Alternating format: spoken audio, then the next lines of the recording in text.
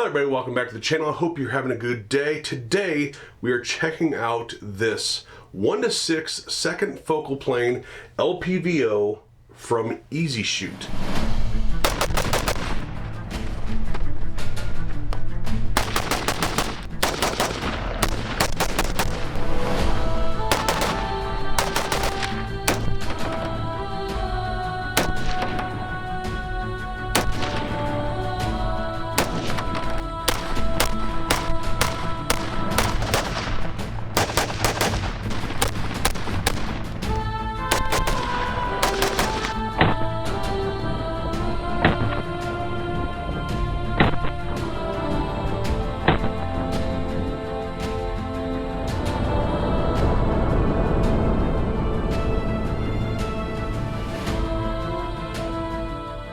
So what is my relationship with Easy Shoot? They contacted me, asked me if I wanted to take a look at this thing. I said sure. It had some pretty decent reviews on YouTube for budget LPVOs, and they sent it to me, and that's it. That I don't make any money off of it. I am not an affiliate of Easy Shoot. It is strictly they sent it to me, and that does not affect my review. So I've been running this thing pretty hard for about a month now. Had it out a few times, and for the $100, $120 that they cost, it's not a bad little budget LPVO. I have had one little issue with it, and I'll explain that in a little bit, and you'll see it in video. But outside of that one issue, I'm pretty happy with everything about this scope. Now, I went into this with a budget mindset. The person who's going to buy a $120 LPVO is probably also buying other budget parts, so I put a Monstrum offset mount on it. Monstrum is an affiliate, or I am an affiliate of Monstrum, even though you haven't really heard me talk about them. I'll put a link to this mount in the description. And check it out if you want. I think it's actually a pretty solid mount. So on the scope, a few specs of the scope. It is, like I said, 1:6 power. It is second focal plane, 24 millimeter objective, 35.5 millimeter eyepiece with a 30 millimeter tube. It weighs just over 15 ounces, so it's not too heavy, but it's not the lightest out there. It is hard coat anodized. The eye relief is nearly 4 inches. I mean, it's got a very generous, so I get some boxing there, some shadowing, and I finally get some shadowing there. So it's got actually an extremely generous eye relief. So they say it's shock, water, and fog proof or resistant. I haven't had any fogging issues with it, although I would debate the shock proof of it. And we'll talk about that here shortly. Now the turrets, good threads on the turrets with an O-ring in there. The turrets do click. They cannot be returned to zero. You cannot lift and like turn to zero and start from there. But they are half MOA at 100 yards with quite a bit of adjustment. The caps feel very good on it. And on the other side, there is the illuminator switch that goes red and green. Red and green's usually a budget thing. It used to be when something was red and green, you knew it was automatically garbage, but red and green's starting to become a little bit better these days, and I think this is pretty good. Now, it has brightness settings of 1 to 5 on both red and green, 5 being very, very bright in the daytime and 1 not being too bright for nighttime. And even on 1, I can see the reticle with the light on. So there is a magnifying ring here. It does not come with a throw ring, although according to some people there are some online, but it really only just takes 2 good cranks and you go from 1 to 6, and then the diopter is here. They both have a very good feel to them. They're not gritty. They're not very they're not plasticky feeling. It feels like there's a good O-ring in there, and that there's there's some quality put into these adjustments. Now, speaking of the reticle, I don't know what to call it. It has 3 arms on it coming down to a circle and a dot. It's very easy to find when using both eyes open. It's very crisp, very clear. Again, it's etched in there, so that's been nice as well. Now, it is just the center of the reticle that lights up, red and green. Very easy to turn.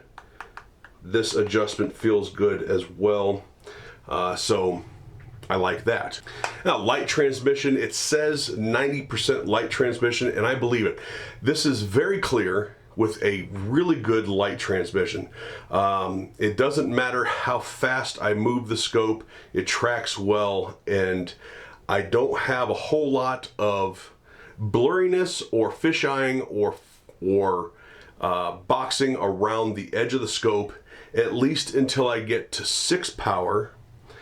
And on 6 power, just like anything else under high magnification, the eye relief gets to be a little bit less and some of the clarity goes away, but not much. Not much of the clarity goes away, but it still has really good light transmission. Now, for getting up on target, I think it works really well for getting up on target, better than a dot does, and I think it's because of everything that's going on in that reticle, in the eyepiece there.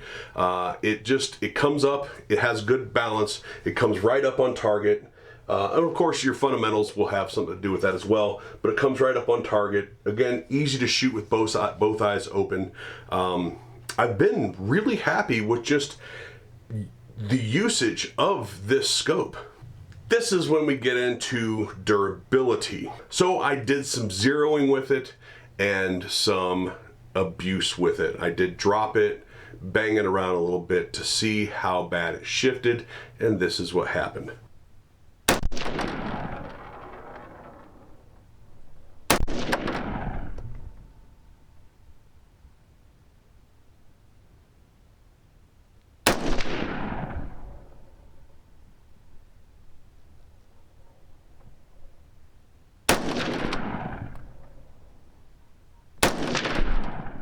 All right, so that's 5.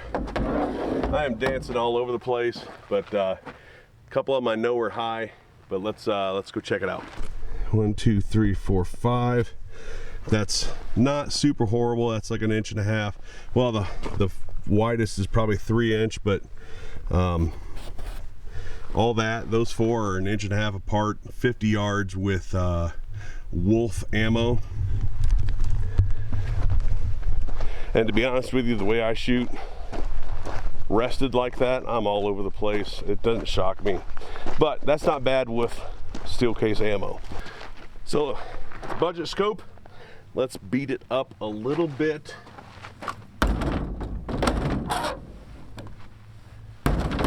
On the scope, I'm gonna go ahead and let it hit the ground once.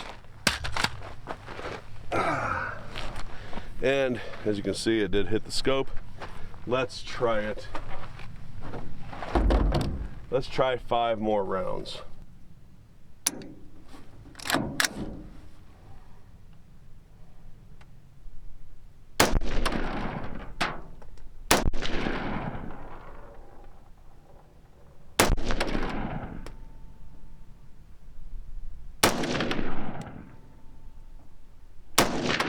All right.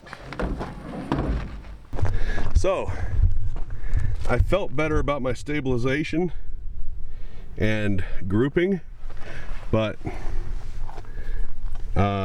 it went off 5 inches or 4 inches from just that little bit of abuse. Unfortunately, that is no bueno. I think I have it re-zeroed or really close enough to be able to at least tell. I'm gonna go for the top target.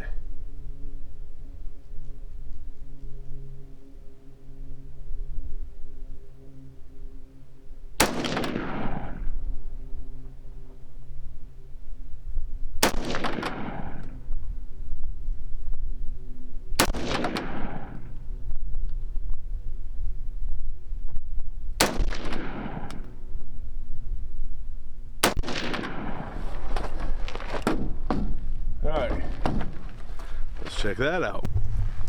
Okay, so as you can see here, back to about the same zero that I was. Actually, there's more in the white than what there was. So, you know, inch or so. Grouping there, budget rifle, steel case ammo, budget scope. I'm okay with that. All right, put the turret caps back on it. Rifle is clear. And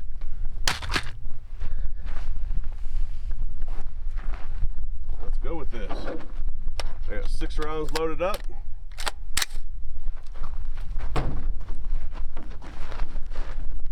Still on 6 power.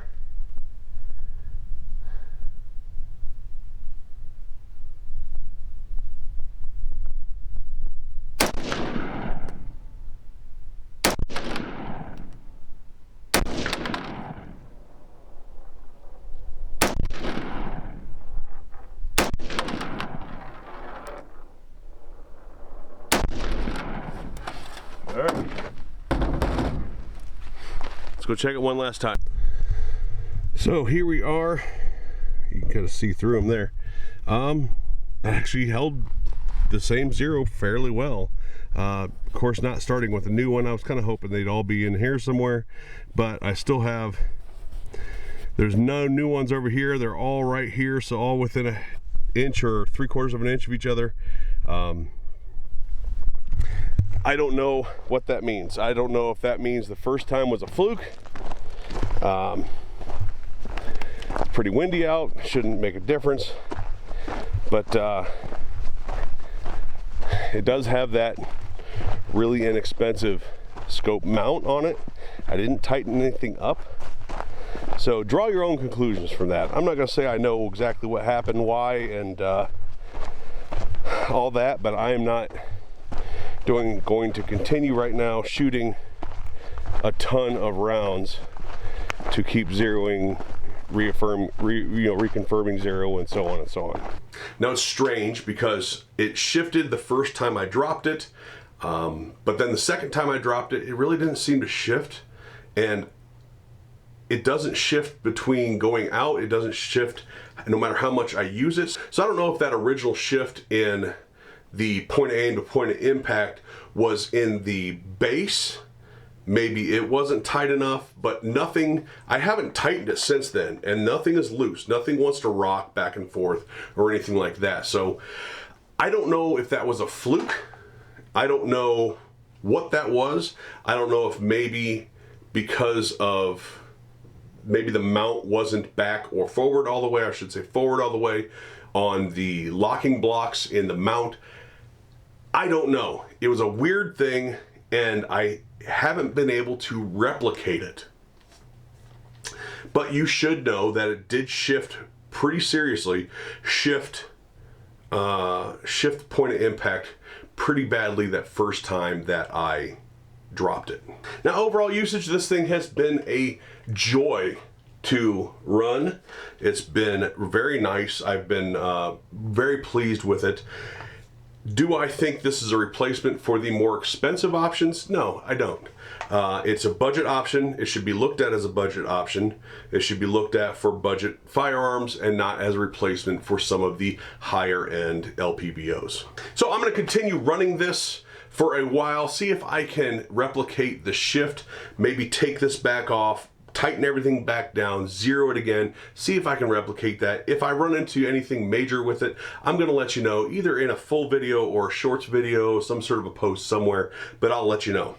Until then, thank you for watching. Don't forget to hit that like, subscribe, share, and notification buttons. Hit all notifications if you want to get more videos from me. If you want to support the channel, there's a lot of ways to do that, including Patreon. That is the easiest way to support the channel. Plus, you get some perks out of it while you're at it.